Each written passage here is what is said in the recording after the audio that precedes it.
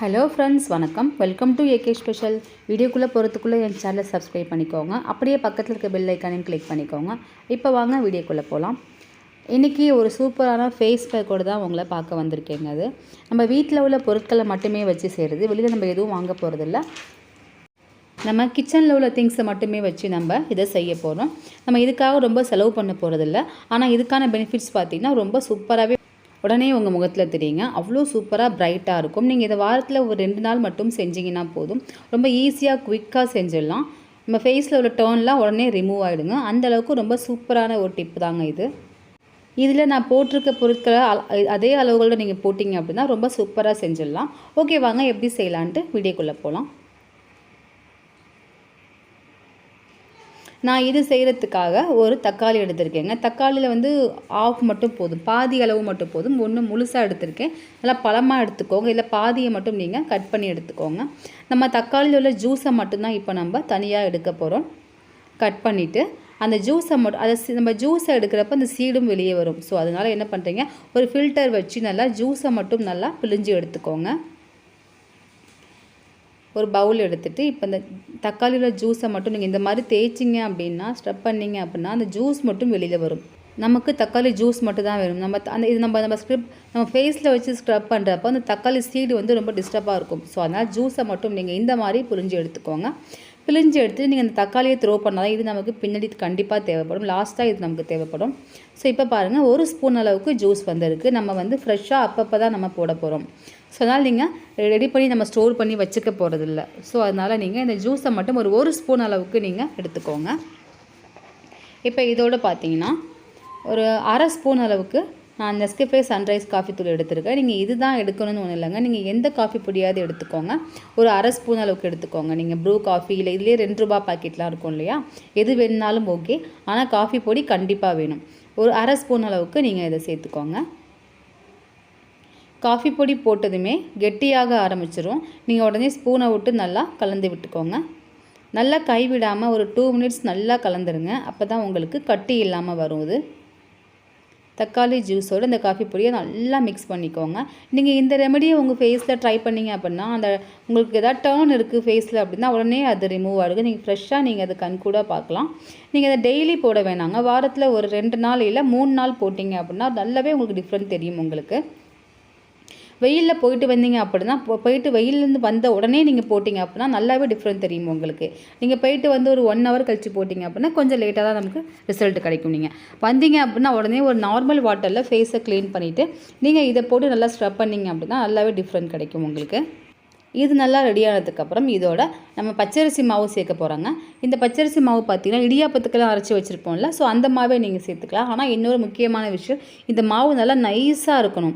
அப்போ நம்ம ஃபேஸில் வச்சு நம்ம ஸ்க்ரப் பண்ணுறப்ப அந்த குறைன்னு இல்லாமல் இருந்தால் மட்டும் நல்லா சாஃப்டாக உங்களுக்கு ஸ்கின் நல்லா ஒரு மாதிரி ஷைனிங்காக நல்லா ப்ரைட்டாக இருக்கும். நான் இதில் வந்து 1/2 ஸ்பூன் எடுத்திருக்கேன். இதையும் நல்லா கட்டி இல்லாமல் நல்லா கலந்து விட்டுக்கோங்க. இப்போ கெட்டியாக ஒரு பேஸ்ட்டோட கொஞ்சம் கெட்டியாக அந்த மாதிரி லெவலுக்கு நமக்கு கிடச்சிரும். நல்லா ஒரு 2 மினிட்ஸ் கைவிடாமல் கலந்து விட்டுக்கோங்க. அரிசி மாவு நைஸாக இருந்தால் மட்டும்தாங்க நமக்கு இந்த ஃபேஸ் பேக் பர்ஃபெக்டாக கிடைக்கும். ஸோ அதை மட்டும் நீங்கள் கொஞ்சம் மைண்டில் வச்சு நல்லா கலந்து விட்டுக்கோங்க. இப்போ இந்த அளவுக்கு நல்லா கலந்தாச்சு. இதோட நம்ம கொஞ்சமாக லெமன் ஜூஸ் மட்டும் சேர்த்துக்க போகிறோம். லெமன் ஜூஸ் ரொம்ப தேவையில்லைங்க. ஒரு கொஞ்சமாக ஒரு 1/2 ஸ்பூன் அளவுக்கு இருந்தால் போதும். ஸோ அதுக்காக நான் சைடாக கொஞ்சமாக கட் பண்ணிக்கிறேன். இதில் உள்ள சீடெல்லாம் எடுத்துகிட்டு கொஞ்சமாக எடுத்துக்கோங்க. லெமன் ஜூஸ் கண்டிப்பாக நீங்கள் சேர்க்கணும். அப்போ தான் ஃபேஸ் கொஞ்சம் ப்ரைட்டாக நல்லாயிருக்கும். இப்போது இதை ஒரு ஸ்பூன் அளவுக்கு இதில் பிழிஞ்சு விட்டுக்கோங்க. இந்த அளவுக்கு இருந்தால் போதுங்க, ரொம்ப தேவையில்லை. இப்போ மறுபடியும் இதை நல்லா கலந்து விட்டுக்கோங்க. கட்டி இல்லாமல் நல்லா கலந்து விட்டுக்கோங்க. நம்ம ஃபேஸில் ஸ்க்ரப் பண்ணணும் இல்லையா போட்டு, ஸோ அந்த அளவுக்கு நீங்கள் நல்லா கலந்துக்கோங்க.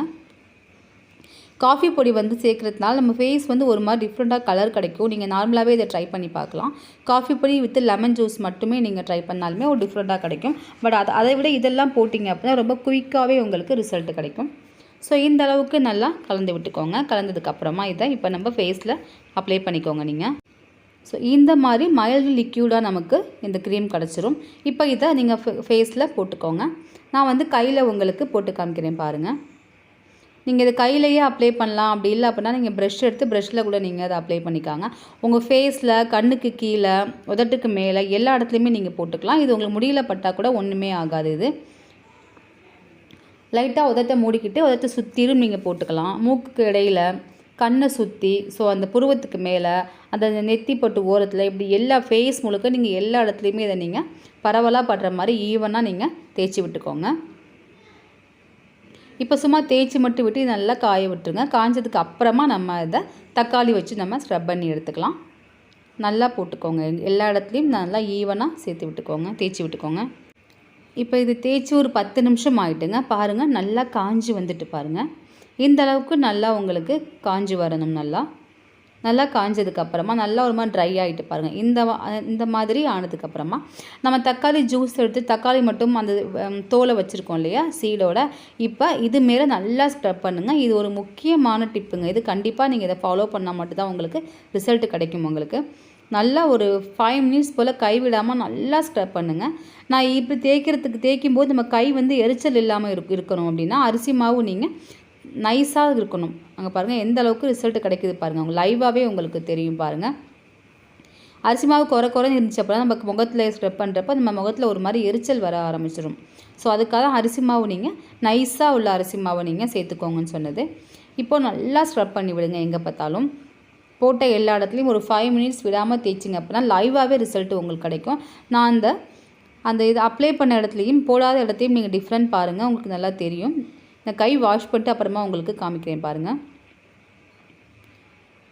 ஒரு 7லேருந்து 10 நிமிஷம் வரைக்கும் கண்டிப்பாக கைவிடாமல் நீங்கள் இதை அப்படியே தேய்ச்சிட்டே இருங்க.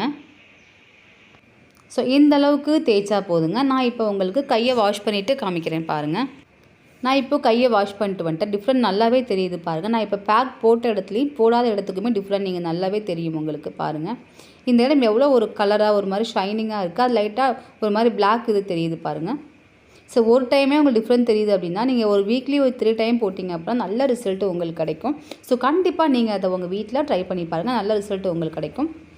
வீக்லி ஒரு 3 டைம் நீங்கள் ட்ரை பண்ணுங்கள். எப்படி இருக்குது என்னன்னு சொல்லிட்டு கமெண்ட்ஸில் சொல்லுங்கள். வேறொரு வீடியோவில் பார்க்கலாங்க. தேங்க்யூ.